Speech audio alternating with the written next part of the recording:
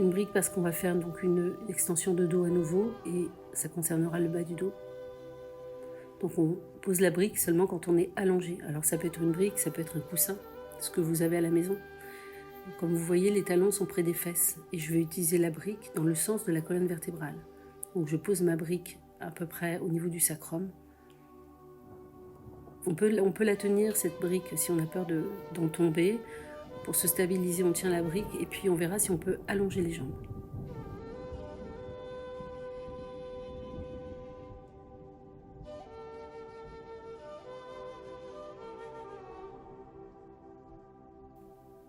Alors on peut la mettre à la hauteur médiane et on peut la mettre à la grande hauteur, comme vous voyez. Et puis on peut tendre les jambes ou pas. Bon, les briques, il y en a chez Decathlon pour pas grand chose. Ça se trouve partout ça maintenant. Même chez Lidl, je crois qu'il y en a. Détendez-vous. Laissez le bassin s'étirer, les abdominaux du bas, le psoas, les quadriceps. Les petits tiraillements que vous ressentez, ce sont les nerfs à la base, au niveau de la colonne vertébrale. Ça pince un petit peu, mais ce n'est pas mal, ce n'est pas quelque chose qui va vous blesser. Simplement, les nerfs s'étirent et ça produit ce genre de sensation. Et de toute façon, à chaque instant, on peut relâcher la posture si ça ne va pas. On peut plier les jambes pour atténuer un petit peu les sensations.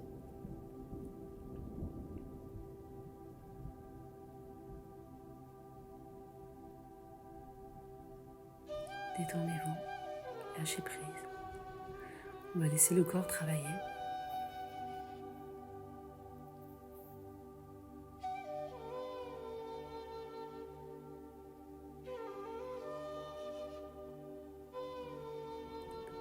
La conscience dans le corps, on observe ce qui se passe et on accompagne. On ramènera nos pieds à plat. Doucement, lorsqu'on retire la brique, donc vous allez devoir lever le bassin un peu plus haut, quelques centimètres, et on redescendra doucement, très doucement sur le sol. Là, on peut allonger les jambes, ou on peut aussi saisir nos genoux, donc un genou dans chaque main. Alors certains préféreront Apanasana, donc comme ça, comme je suis en train de le faire, donc je ramène les genoux vers la poitrine, j'inspire, je relâche. J'expire, je ramène mes genoux vers la poitrine. J'inspire, je relâche.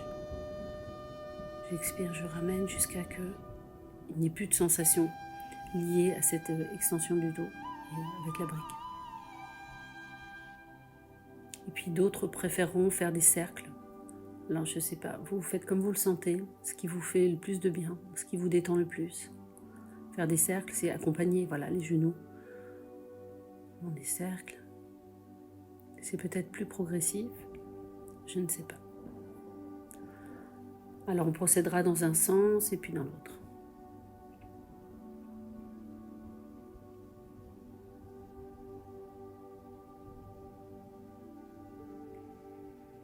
Et on abandonne.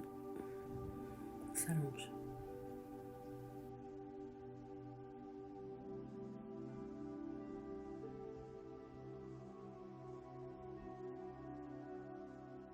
Allez, on poursuit. Donc on vient sur le côté comme tout à l'heure et on pousse.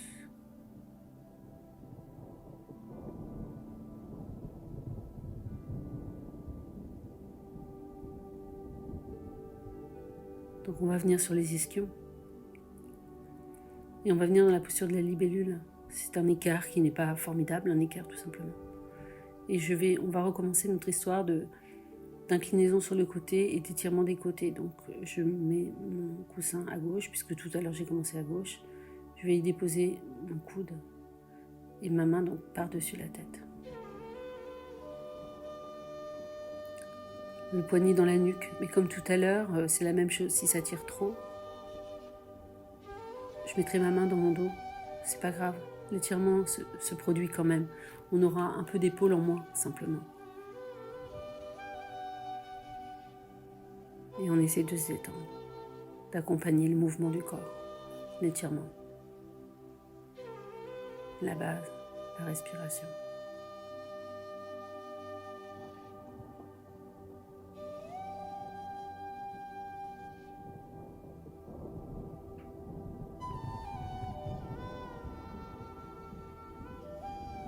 rien d'autre que l'instant. Dans toutes les perceptions que nous en avons.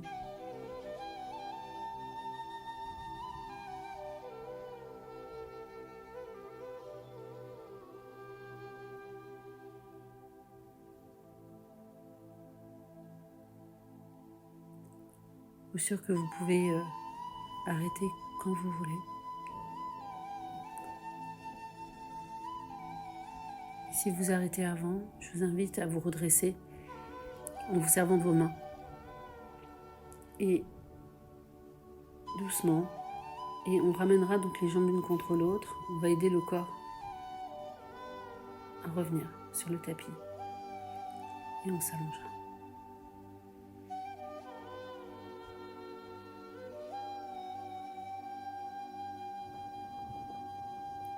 On s'étend. On se connecte aux sensations dans le corps. On peut se connecter aux sensations d'appui sur le tapis.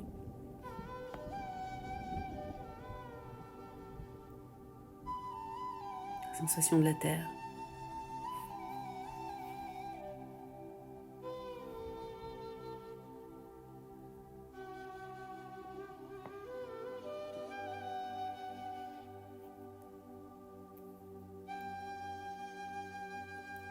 Sensation de stabilité.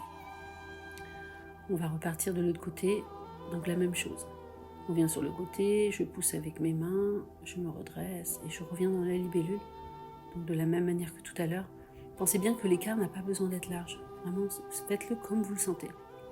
La même chose se fait avec un écart moindre. Donc avec le bolster à droite, je vais mettre mon coude sur le bolster et ma main, pareil, donc soit dans la nuque,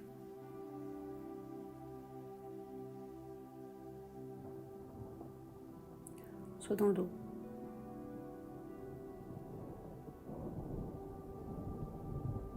J'essaie de me détendre.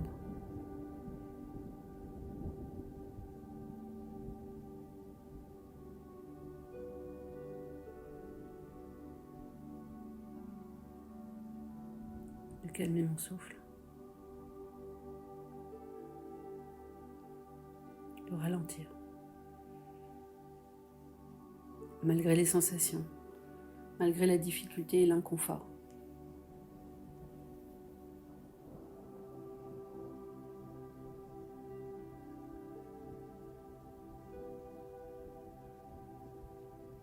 J'accompagne.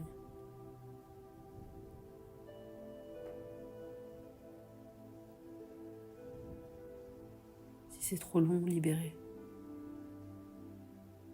C'est une séquence pour dormir, pour mieux dormir la nuit. On n'a peut-être pas le temps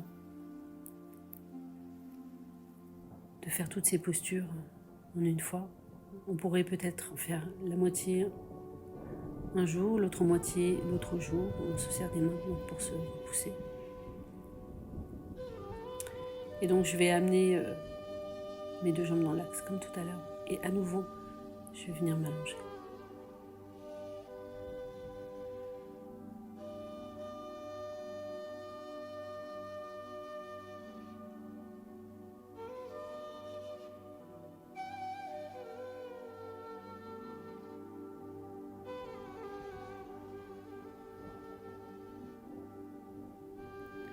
D'ailleurs, en y pensant, je vais peut-être faire 2 vidéos plutôt qu'une.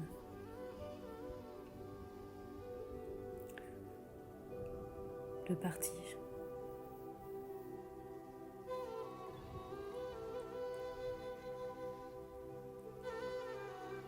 Allongez-vous le temps nécessaire, ressentez ce qui se passe dans le corps et quand c'est OK, alors on sait qu'on peut se relever et on va mettre à nouveau, on va venir sur le côté, hop, je pousse avec mes bras, je me redresse doucement.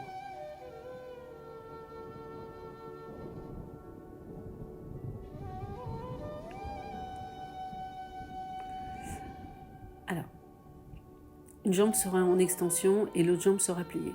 Donc on commence par la jambe gauche en extension, la jambe droite pliée. Mon pied droit en fait vient à l'intérieur de ma cuisse. Contact avec ma cuisse. Je pose mes mains de chaque côté du tibia et j'étire ma colonne vertébrale. Je descends donc en sortant les fesses comme on l'a fait tout à l'heure et je descends le dos le plus droit possible et puis ensuite je laisse tomber ma tête.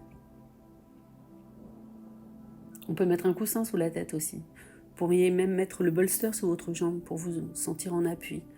Le bolster a une vraie fonction de soutien. On peut s'en servir de toutes les manières possibles. Serrez la base. Laissez le corps s'étirer. Le plus paisiblement possible. Vous voyez, le pied gauche est flex. On essaye quand même d'avoir le pied flex. Ça permet d'étirer l'arrière des genoux. Si je relâche mon pied, bien sûr, la posture sera moins intense. Alors, vous pouvez rester plus longtemps si vous voulez. Pour des raisons de longueur de vidéo, je ne peux pas faire très long. Donc, j'ai abrégé un petit peu la séquence et je vais inverser. Donc, c'est mon pied gauche que j'amène maintenant à l'intérieur de ma cuisse droite. Mon pied flex, je sors mes fesses, je renverse le bassin, j'allonge la colonne vertébrale et je vais venir m'allonger et je relâcherai ma tête.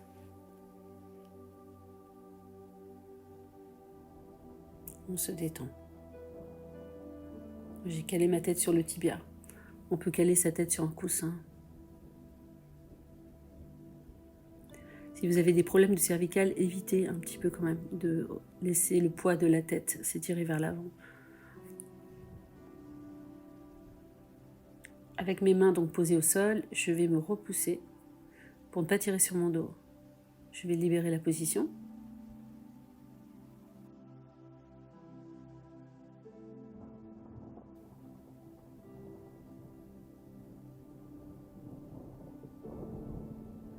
Alors on va faire une posture là pour les orteils. Alors c'est pas celle qu'on préfère, hein.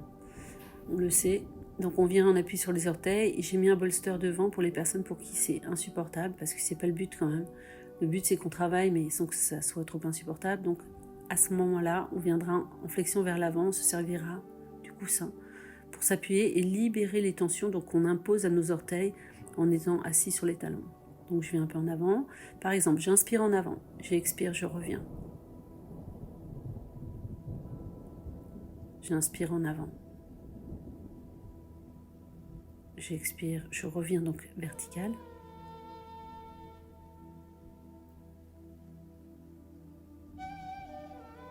On va pouvoir aller plus loin comme ça. J'inspire en avant.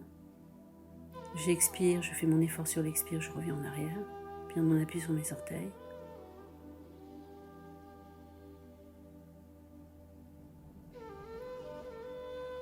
D'accord, peut-être qu'à un moment vous pourrez rester. De toute façon, on ne la garde pas très longtemps cette posture, donc c'est vous qui voyez. Et à force de la faire, vous verrez, vous sentirez beaucoup moins d'inconfort, ce sera beaucoup plus doux.